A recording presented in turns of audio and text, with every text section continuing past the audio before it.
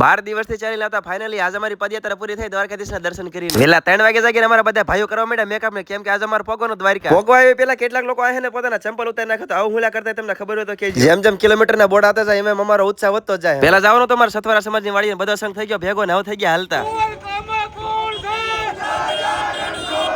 Finally હવે કાળા ઠાકરના દરબારમાં પગી ગયા કરી લીધા ધજાના દર્શન પણ પેલા અમારે જવાનું ગોમતી ઘાટે નાહવા અને આપણે તો હાથ પગ ધોઈ લીધા ખાલી ભીડ હજુ તો આમ તો હવે નોર્મલ છે અડધી કલાકમાં અમે દર્શન કરી આવતા રહ્યા બાય જ્યાં અમને પાછા મળી ગયા નારાયણ દાસજી જે મધ્યપ્રદેશથી ઉઘાડા પગ ગયા એવું કહેવાય કે રૂક્ષ્મણી માતાના દર્શન કરીને આ યાત્રા આપણી પૂર્ણ થાય તો તમે દર્શન કરી લો આ ફૂલ ચડાવવા લીધું પણ ચડાવવાનું ભૂલી ગયો આમાં એવું કોણ યાત્રા આપણે આ પૂરો થઈ રિક્ષા બેન પાછા આવી ગયા મંદિર તરફ ને ધર્મ દર્શન કરી લો ફરતા કામ તો હવે કાંઈ આપણે હે ને તો હાલીને ઉપડી ગયા દ્વારકાની આજુબાજુની જગ્યામાં રખડ લાઇટ હાઉસ તો બન્યું તો ઉપડી ગયા સનસેટ પોઈન્ટ મસ્ત ઠંડો પવન ને સૂર્યના ઢળતા જોતા જોતા કર્યો જરાક નાસ્તો ખબર નહીં આપણે ક્યારે આમ ફોટા પાડશે ઉઠા લે રે બાબા 2-3 મણ ફોટા પાડી વંડી ઠેકીને પાછા આવી ગયા મંદિર બાજુ તમે ફરતી પાછો તો જરા દર્શન કરી ઉપડી ગયા હોટલે તળ દેવા હવે બોલશે ખાવાની ફાકા 170 અનલિમિટેડ માં ખાઈ ખાઈને તો ડાજ કાઢ નાખે ને અમારા 2-3 જણા તો હજુ લડે હાલો ફોલો સબસ્ક્રાઇબ કરી નાખો જય દ્વારકાધીશ.